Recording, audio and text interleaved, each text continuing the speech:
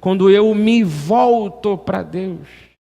Quando eu realinho os meus pés naqueles trilhos certos, quando eu atino para a verdade de Deus, quando às vezes saímos daquela insanidade, quando caímos em nós mesmos, né? O indivíduo caiu em si, quando a gente se volta para Deus, lá está Deus dizendo: a minha promessa ainda está de pé, aleluia.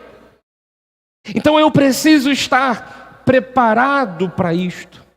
E hoje eu quero lhe falar dessas atitudes em relação a esse futuro. Eu acredito que a chave para se ter um futuro diferente, um futuro melhor, é construir um projeto, é pensar no que vai vir pela frente, se preparar de todas as formas para o futuro.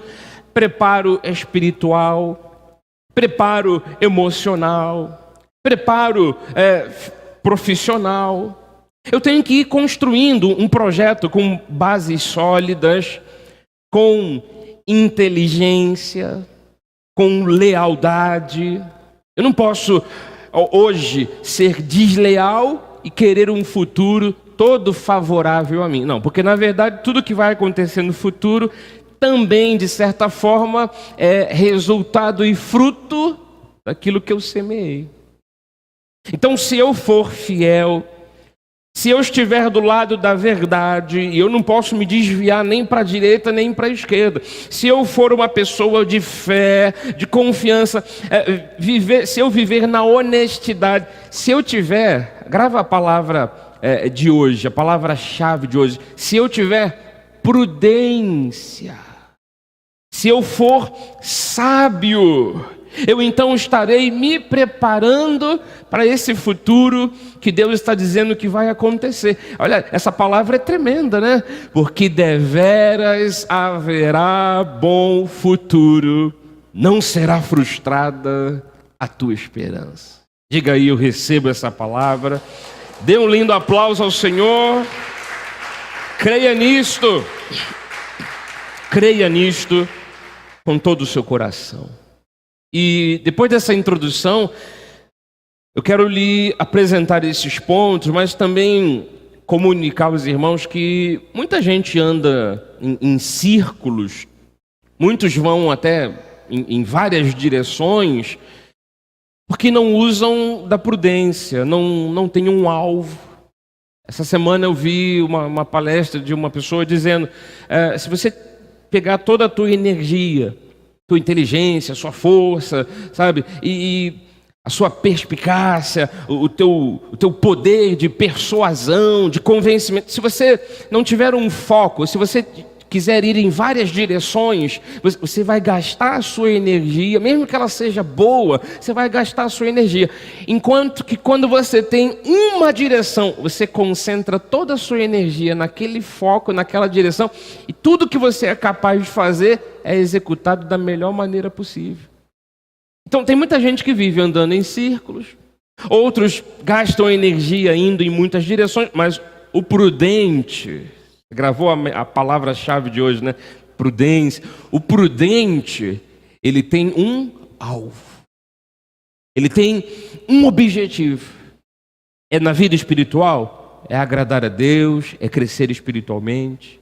É na vida familiar, é ser uma pessoa justa, honesta, cuidar da família. É em relação à própria vida, cuidar de si mesmo. Ele tem foco. Interessante que o Provérbios 9:9 diz assim: dá instrução ao sábio, ofereça isso ao sábio, e ele se fará mais sábio ainda. Ensina ao justo, e ele crescerá em prudência. Se a gente precisa de prudência para analisar a vida, se preparar para o futuro, aqui está uma dica muito preciosa. Você deve receber sabedoria, você deve receber ensino, que isso vai fazer com que você cresça em prudência. E uma coisa boa é esse nosso relacionamento de pastor e ovelha, cada vez que eu subo ao púlpito e ofereço a você o conhecimento que é bíblico, eu estou dando instrução ao sábio, à sábia. E você, amado, você, irmã, você se tornará mais sábio e mais sábia ainda. Isso vai fazer com que cresça dentro de você a prudência. Porque o prudente, ele analisa. O prudente, ele não sai correndo na frente do objetivo. O prudente, ele não põe o carro na frente dos bois. O prudente, ele fica em alerta. O prudente, ele sabe até antever o que vai acontecer, porque ele está sempre atento. Essa palavra prudência do original hebraico, harum, ela significa a vida do que é sensato. Então você tem que ter essa coisa crescendo dentro de você. Harum. O prudente é o que tem decisão inteligente. A prudência, ela gera isso em você, faz com que você haja com sabedoria. Diga aí, diga, prudência. Prudência. É o sensato. Ele toma decisões inteligentes. Ele age com sabedoria. Quantas são as vezes que as pessoas nos dão depoimentos, né, de que a vida se embaralhou, às vezes uma coisa ficou amarrada e a pessoa diz, é porque eu fiz isso, mas isso há 5 anos atrás. Ora, não agiu há 5 anos atrás com prudência. Se a gente pudesse voltar no tempo e consertarmos algumas coisas, nós teríamos que fazer muitas coisas diferentes. A gente não pode pensar que agir sem a sensatez, agir sem uma decisão inteligente, agir sem a sabedoria, isso não vai dar em nada, afinal de contas a vida está rolando. Não, na verdade tudo o que fazemos tem a ver conosco, com as pessoas, tem a ver com Deus. E nós não podemos fraquejar nisso. Em cada passo que dermos, a gente tem que estar dando um passo cheio de sabedoria, cheio de inteligência. Mas, bispo, às vezes tem decisões que eu preciso de 1 semana e meia para pensar. O prudente, ele passa 1 semana e meia pensando. Não, tem decisões que, às vezes, eu tenho que me programar aí com 1 ano de antecedência, ver o que eu vou fazer, qual é o curso que eu vou entrar, que caminho que eu vou seguir. Como é que é isso, bispo? Eu tenho que me antecipar 1 ano? É muita coisa. O prudente, ele se antecipa o necessário, ele se antecipa o suficiente para ele acertar no alvo. Olha Provérbios 14:35. O servo prudente, ele goza do favor do rei. Todo relacionamento, seja de patrão e empregado, do rei, do servo, do amigo para com o amigo, do pai para com o filho, quando há prudência nesses relacionamentos, a gente acaba usufruindo, gozando, usufruindo do favor do outro. Agora, o que procede indignamente é objeto do seu furor.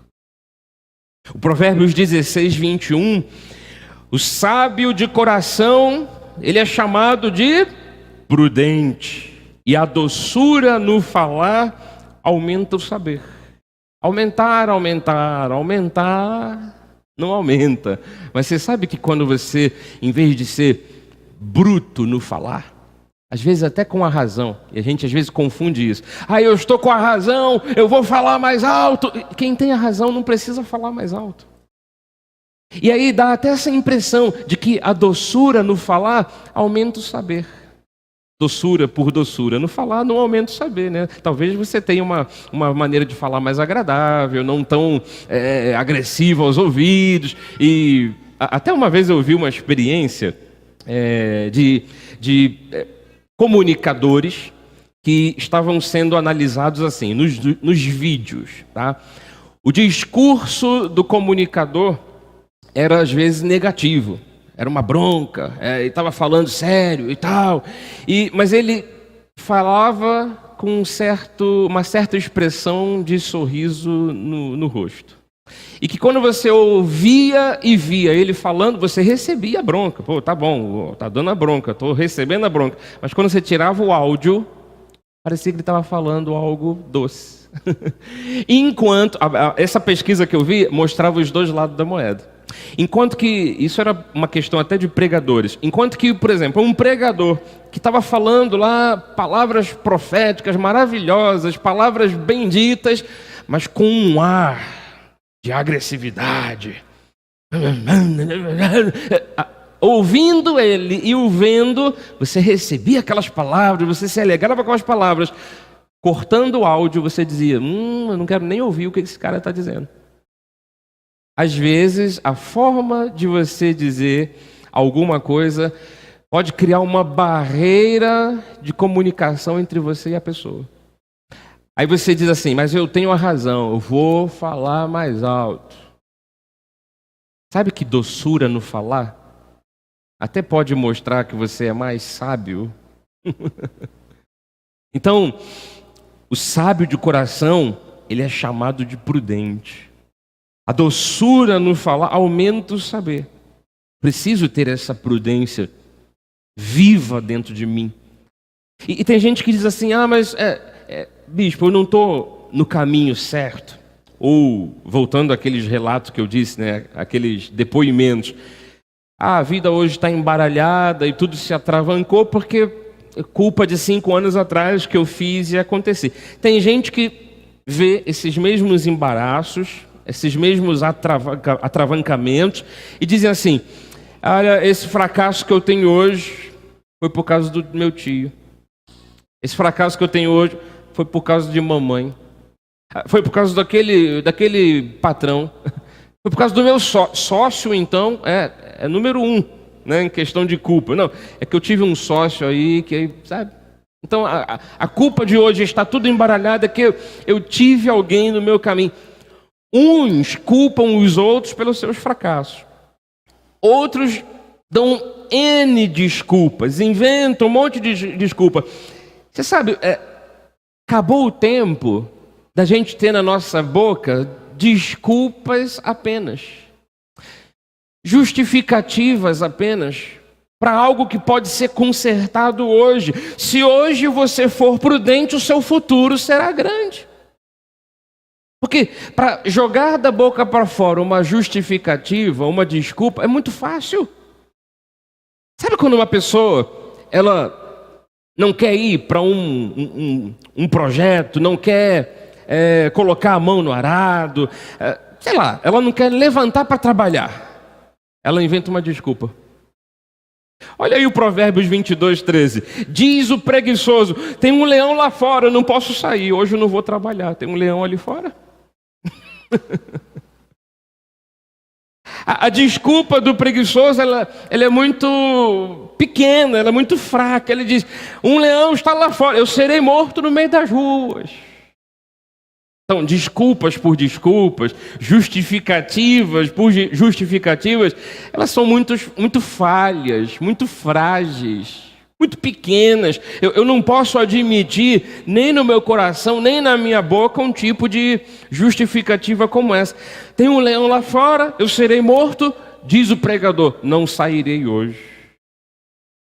Bispo, eu não vou em frente porque dá muito trabalho cuidar de uma família grande. Não. Bispo, eu não vou em frente porque ter empregados. Eu não quero, eu vou trabalhar para os outros, eu não vou ser patrão, porque ter empregados é muito difícil. Bispo, eu não vou em frente por isso, por aquilo. Eu não vou em frente por isso, por mais aquilo. Agora, existem aquelas pessoas sábias. Existem aquelas pessoas prudentes que sabem escolher.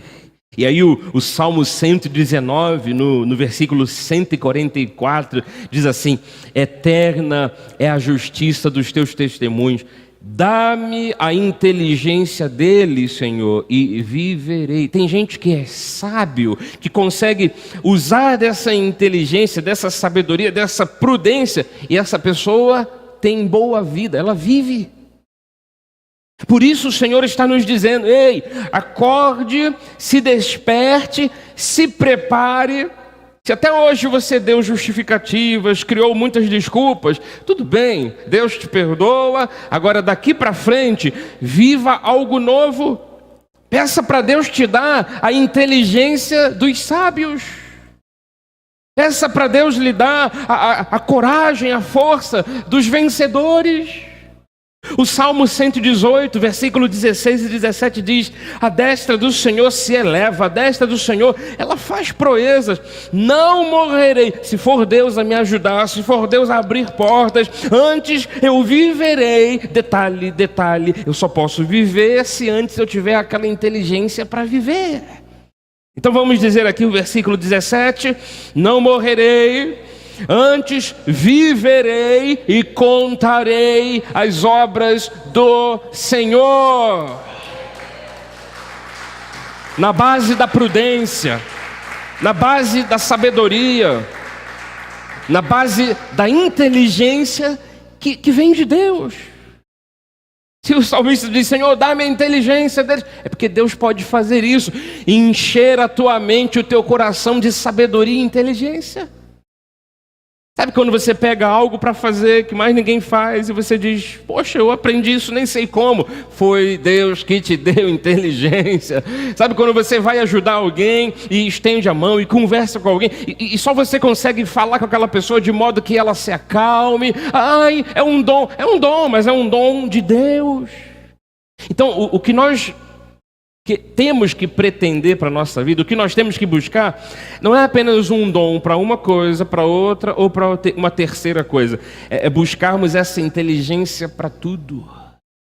Eu desejo isso para a minha vida e eu compartilho isso com você. Que tudo, vizinho, amigos, companheiros de trabalho, sabe, gente de perto, gente de longe, vivos, mortos não, que a gente precisa conversar com mortos, sabe, todo tipo de relacionamento, a gente tenha inteligência e sabedoria.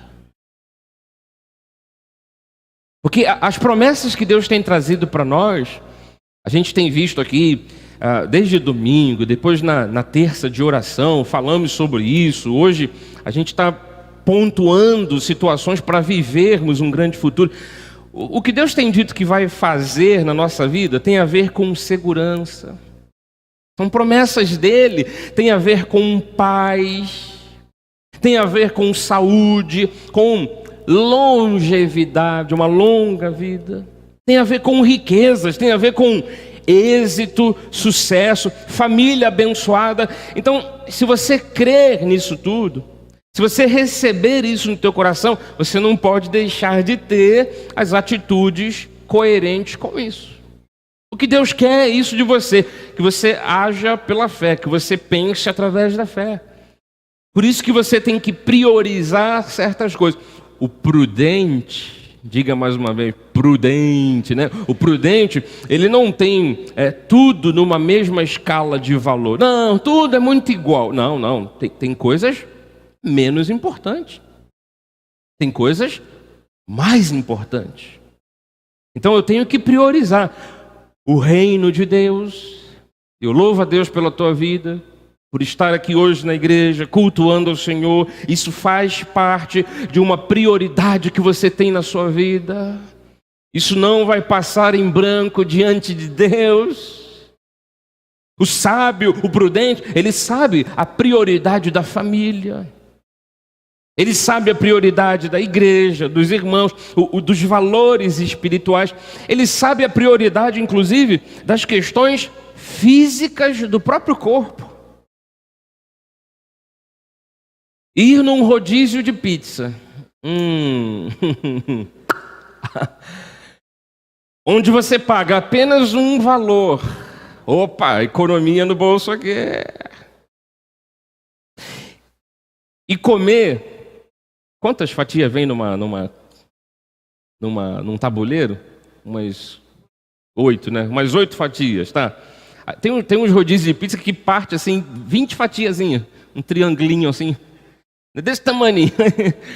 Aí você diz assim: eu vou num rodízio de pizza. Eu vou pagar o mesmo valor. E aí, se num tabuleiro tem 8 fatias, você come 16 fatias de pizza, você não compraria no à la carte, no separado, você não compraria 2 tabuleiros de pizza? Não, mas é porque eu paguei o mesmo valor. O prudente, ele prioriza até mesmo as questões do corpo e da saúde. Então ele sabe o que é mais importante. Não espere algo acontecer para a tua vida mudar, não. Comece você hoje a priorizar, a criar um objetivo, um foco, a dizer para Deus: Senhor, o Senhor está dizendo que vai fazer, eu vou crer. Mude você primeiro. Eu vou lhe dizer, como testemunho pessoal, para mim, pessoalmente, é um grande desafio ir num rodízio de pizza e contabilizar. Serão só 4 fatias salgadas e 2 doces. Até 6 fatias dá, né? Pelo menos não é um tabuleiro inteiro, né? Não recomendo que vocês comam 6 fatias das mais largas, mas eu faço isso pessoalmente, eu contabilizo. Por quê? Se depois eu não tiver essa prudência, onde vão parar aquelas 16 fatias de pizza? Onde que eu não sei? Ficam aqui dentro. Aqui em cima do cinto, né? A banha. Então, eu não quero ter uma banha. Então eu vou priorizar as questões do... E não é só questão de estética, né? A questão de saúde é ultra importante. Por isso que você tem que saber o que é mais importante, saber o que é menos importante. Sabe aquela coisa de não deixar para amanhã o que você pode fazer hoje? Isso é para as coisas mais importantes. Há coisas na vida que sim, eu posso deixar para amanhã e até para depois de amanhã. E talvez até ir eliminando da minha vida. Se for prejudicial, se for destrutivo. O que eu não posso é esperar o mundo à minha volta mudar para eu ter um futuro melhor. Não, eu que tenho que começar hoje. Eu não posso ficar só observando, só como espectador. Eu tenho que fazer parte do processo. Eclesiastes 11:4 diz: quem somente observa o vento nunca semeará. É aquela situação que a pessoa diz: hoje está ventando muito, vai chover, então não é dia de semear, deixa o sol brilhar que eu vou lá semear. A pessoa que fica olhando para o clima, ela nunca semeia. O que olha para as nuvens nunca cegará, nunca colhe, porque ele fica guardando uma condição. Amado, vai lá e semeia, deixa o resto com Deus. Se tiver a hora de chover, Deus paralisa a chuva. Vai lá e segue, e colha. Se tiver que um milagre acontecer, Deus faz o milagre acontecer. Você é que tem que semear, colher, semear, colher, semear, colher. Você tem que ir em frente. Então, com a sua prudência, na verdade não sua, mas aquela que Deus coloca aí dentro do teu coração, tenha alvos inteligentes. Faça do seu futuro um futuro melhor. Eu vou para a parte final aqui, pontuando especificamente 3 atitudes para você vivê-las, tomar essas atitudes para ir se preparando para esse grande futuro que, mais uma vez eu digo, deveras vai acontecer. Não será frustrada. Em primeiro lugar, assuma a responsabilidade por sua vida.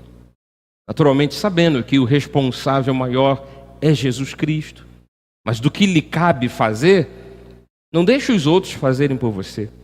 Não espere que alguém faça por você. Assuma a responsabilidade da sua vida. Gálatas 6:5 diz assim: porque cada um levará o próprio fardo. Então pega as responsabilidades e vai você. Pode estar sozinho, mas faça sozinho. Conte com Deus. O versículo 7 diz: não vos enganeis, de Deus não se zomba, pois aquilo que o homem semear, isso também se fará. Eu não posso esperar alguém fazer tudo por mim, porque se alguém fizer tudo por mim, talvez esse alguém colha muitos frutos e eu não colha nada.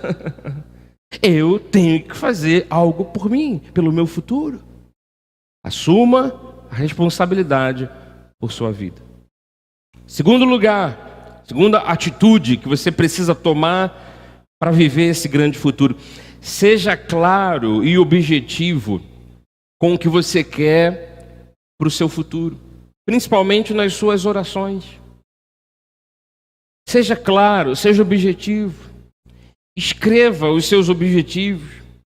Aponte eles, pontue, rememore, relembre. Eu acredito até que quando alguém tem objetivos bem firmados no coração, ela já escreveu lá no caderninho do coração, né? Ela tem esse objetivo forte. Agora, você quer treinar, ter um objetivo forte, seguro, não se esqueça, anote. Ponha lá no seu caderninho, na contracapa da Bíblia, escreva, ore por aqui. Seja claro e objetivo. Interessante aqui as palavras do livro de Jó, capítulo 34, que diz assim: porque o ouvido prova as palavras, como o paladar prova a comida, né? O versículo 4 diz: o que é direito, escolhamos para nós. Conheçamos entre nós o que é bom. Se você põe uma coisa azeda, amarga, estragada na boca, você não cospe fora? Ou você come? Quem come coisa estragada aqui? Coisa azeda? Eu estou falando azedo demais, né? Ácido demais, uma coisa estranha. Então, interessante, né? O paladar prova, né? Escolhe a comida. Se você não gosta, você não come. Se você não quer ouvir certas coisas, você sai de perto. O ouvido, ele não gostou, ele sai de perto. A boca não gostou, ele não come, cospe fora. Então vamos escolher para nós o que é direito e o que é bom. Não, bispo, eu estou deixando acontecer. Não deixa acontecer, não. Faça parte do processo. Terceiro lugar. Não queira apenas ser feliz como se isso fosse uma ideia distante que flutue no seu coração. Não queira apenas ser feliz. Entenda o que eu quero dizer. Faça tudo para ser feliz. Não fique apenas na ideia. Comece a agir. E aí o versículo 11 do Jó 36 diz: se o ouvirem e o servirem, e é o que nós já estamos fazendo, aleluia, acabarão seus dias em felicidade e os seus anos em delícias. Então eu não posso ter apenas uma ideia, eu tenho que ter uma prática, e a prática está aqui, ó, se eu ouvir e cumprir, se eu ouvir e servir a Deus. Eu vou acabar os meus dias, eu vou estar no meu futuro de maneira deliciosa, cheia de felicidade. E esse grande futuro, ele nem começa hoje, ele acha que ele já começou ontem. Não é? Ah, mas ontem, bispo, eu não estava sabendo. O senhor veio falar isso agora, para minha surpresa. Não fiz nada ontem. Comece hoje. A conclusão dessa mensagem é justamente essa. Prepare o teu futuro, cresça em tudo. Eu não estou falando só de questões espirituais, o que é, para mim, o topo, é a coisa mais importante. Mas, por exemplo, o que Jesus vivenciou, Jesus ainda criança, Lucas 2:52... diz assim o texto: crescia Jesus em sabedoria, estatura e graça diante de Deus e dos homens. Muito interessante isso. A palavra de Deus é perfeita. Ela dá a dica do crescimento. Imagina se falasse de Jesus apenas num crescimento espiritual. Talvez muita gente pensasse assim: ah, mas quem sou eu para me igualar a ele? Só que a Bíblia fala, ele crescia em sabedoria, estatura e graça diante de Deus e dos homens. Eu dei uma destrinchada aqui, coloquei um quadro para a gente pensar nisso. A sabedoria que Jesus crescia era o crescimento intelectual. Não, quem é crente, quem é eleito, quem já foi predestinado, não precisa estudar mais nada. Mentira. Eu acho que tem que estudar muito mais, que é para não ser enganado. Ele crescia em estatura, naturalmente com a ajuda de José e de Maria, não é? Porque eram as pessoas que forneciam para ele o alimento. Mas o que é crescer em estatura? E aí, de repente, você já não é mais cuidado pela sua mãe, pelo seu pai, você já se cuida sozinho. Você não pode comer qualquer besteira, você não pode deixar a saúde se estragar. Crescer em estatura são os cuidados com a saúde, com o corpo. Todas essas coisas dependem um pouco da gente. Eu não posso pensar que depende do acaso. E ele crescia em graça, que é o conhecimento da palavra de Deus. Jesus uma vez foi pego com 12 anos de idade no meio da sinagoga ensinando para um monte de senhor idoso. Ele estava lá ensinando a palavra, um garoto. Então imagine o quanto ele cresceu espiritualmente por conta do conhecimento da palavra. E aquele detalhe diante de Deus e dos homens é que tem a ver assim com um desenvolvimento tanto espiritual como social. Então a gente precisa crescer em todos os aspectos. Receba para a tua vida a sabedoria, a inteligência que vem de Deus. Receba para o teu coração a prudência que Deus coloca, mas faça isso se desenvolver. Faça isso crescer dentro de você. Eu vou terminar com uma palavra profética de Isaías 52:13, porque essa é uma profecia para você viver já agora.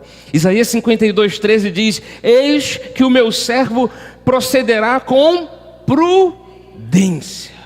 Será então exaltado, elevado e será muito sublime. Assim será o teu futuro. Se hoje você, agarrar-se a isso. Senhor, eu quero essa sabedoria, eu quero essa prudência, eu quero esse futuro maravilhoso. E essa palavra é para você. Eis que o meu servo procederá com prudência. Diga amém.